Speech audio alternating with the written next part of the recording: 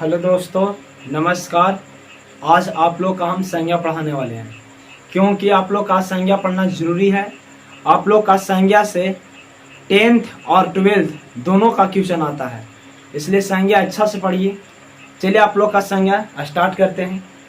देखिए, संज्ञा संज्ञा की इंग्लिश में क्या बोलते हैं? नाउन। आप लोग का इंग्लिश में पढ़ना है, जिसको नाउन प्रोनाउंसिएशन आप लोग का इंग्लिश में पढ़ना है। हिंदी में संज्ञा बोला जाता है, इंग्लिश में इसी का नाउन बोला जाता है। क्या बोला जाता है? नाउन। संज्ञा की इंग्लिश में क्या बोला जाता है? नाउन। आगे देखिए आप लोग का संज्ञा क्या है। संज्ञा क्या है तो आप लोग का सीधा परिभाषा बोले। संज्ञा क्या है तो आप लोग ना सीधा बोल देते हैं क्या चीज? किसी व्यक्ति, वस्तु, स्थान हमको संज्ञा कहते हैं। यहाँ पर आप गलत बोल रहे हैं। संज्ञा क्या है तो संज्ञा एक विकारी शब्द है। कौन सा शब्द है?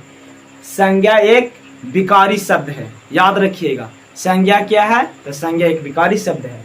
आगे आप लोग देखिए, संज्ञा किसे कहते हैं? क्या कहते हैं? संज्ञा किसे कहते हैं? तो देखिए, किसी व्यक्ति, वस्तु, स्थान, प्राणी, गुण और भाव आदि नाम को संज्ञा कहते हैं। समझ गए?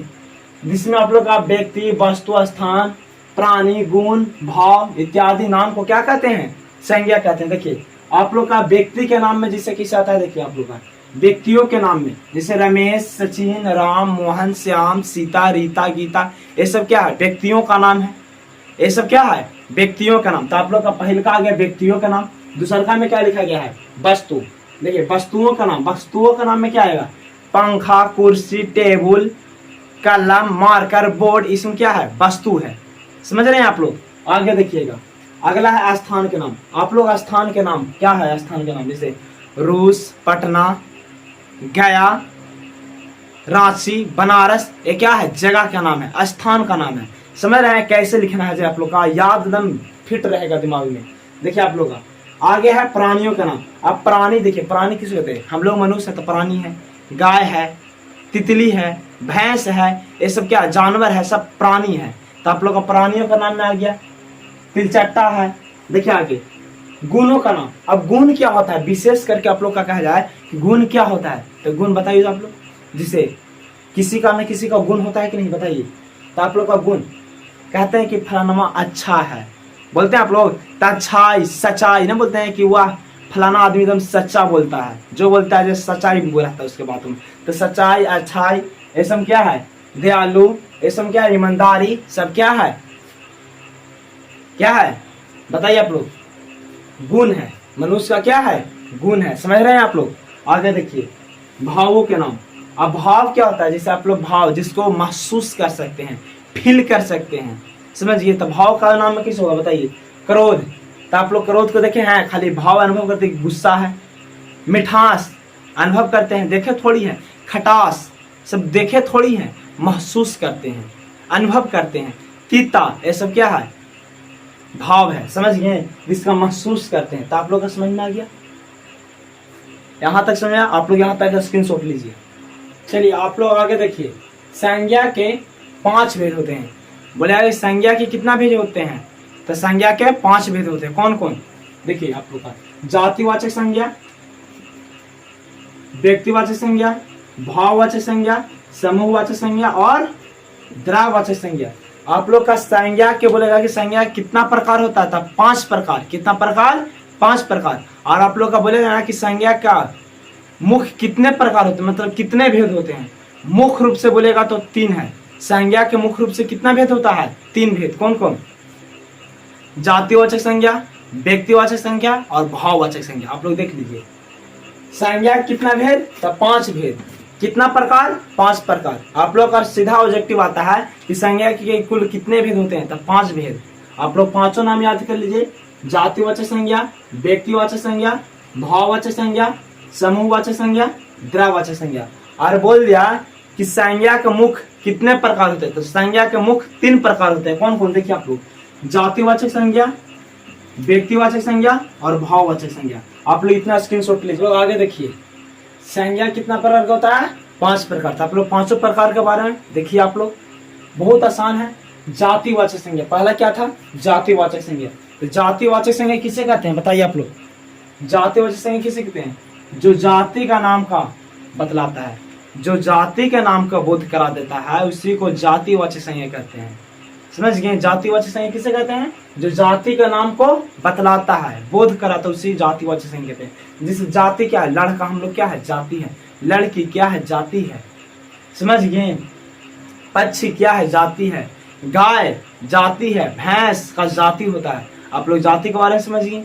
आगे देखिए, दूसरा का क्या है, व्यक्तिवाचक संज्ञा। अब व्यक्तिवाचक संज्ञा किसको कहेंगे?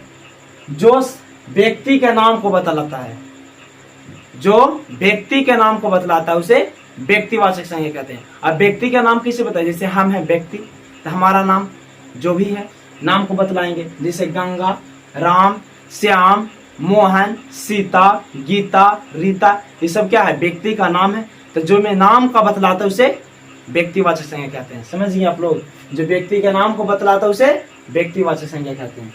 आगे देखिए आप लोग, भाववाचक। तीसरा क्या है, भाववाचक संज्ञा। आप लोग भाव का मतलब जिसका अनुभव किया जा सकता है, फील किया जा सकता है। भाव मतलब आप लोग समझ रहे हैं, समझ गए ना? तो आप लोग लिखिए, जिस शब्द में भाव का बोध हो, जिस शब्द में भाव या अनुभव का बोध हो उसे भाववाचक संज्ञा कहते हैं। उसे क्या, कौन सा संज्ञा कहते हैं? भाववाचक। जिसे अनुभव या भाव क्या होगा बताइए आप लोग? जिसे मिठास हम लोग भाव करते हैं, अनुभव करते हैं कि मीठा लग रहा है, खट्टा लग रहा है, ये क्या है, भाववाचक संज्ञा। मिठास, खटास, क्रोध, गुस्सा, नफरत, ये सब क्या है, भाव है। समझ गए आप लोग? ये तीन को समझ में आ गया आप लोग का। चौथा देखिए आप लोग, चौथा है समूहवाचक संज्ञा। जिस शब्द में समूह का बोध हो, जिस शब्द में समूह का बोध होता है उसे समूहवाचक संज्ञा कहते हैं। अब समूह का बोध किस होगा आप लोग बताइए तो?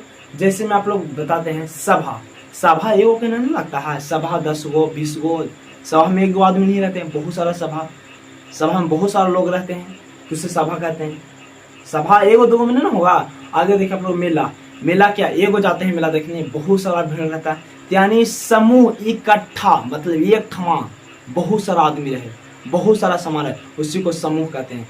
गुच्छा, जैसे अंगूर का गुच्छा देखे हैं, अंगूर एगो गुच्छा में बहुत सारा रहता है, उसे कौन सा, समूहवाचक कहते हैं।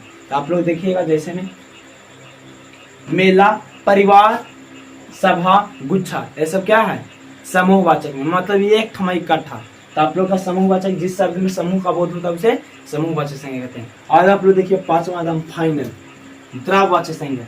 जिस शब्द में माप तौल का बोध होता है, जिस शब्द में माप तौल का बोध होता है उसे द्रव्यवाचक संज्ञा कहते हैं। अब कहिएगा माप तौल क्या होता है? जैसे आप लोग माप तौल कर भी सामान लेते हैं, समझ गए, जैसे लोहा हो गया, पानी हो गया, तो पानी देते हैं तो कहते हैं कि इतनी सुन पानी देता है, कि आप लोग बोलते हैं 1 लीटर पानी दीजिए, 1 लीटर दूध दीजिए, ऐसे लीटर में तो माप तोल रहे हैं, माप रहे हैं कि नहीं, लीटर में तौल। जैसे लोहा लेंगे तो कहते हैं 2 kg लोहा चाहिए, आप लोग तौल माप कर लेते हैं। तो जिस द्रव्य में क्या आएगा, जिस शब्द में माप तौल का बोध उसे द्रव्यवाचक संज्ञा कहते हैं। आप लोग देखिए, जैसे लोहा लेंगे तो तौल के लेंगे, घी लेंगे तो नाप के लेंगे, तौल के लेंगे, तेल आप लोग नाप तौल के लेते हैं, पानी नाप तौल के मिलता है, चावल नापते हैं, तौलते हैं कि 1 kg चावल चाहिए, समझ गए, नाप तौल के। तो आप लोग का यहाँ तक कोई दिक्कत है एक बार रिवाइज करा देते हैं, आप लोग देख लीजिए।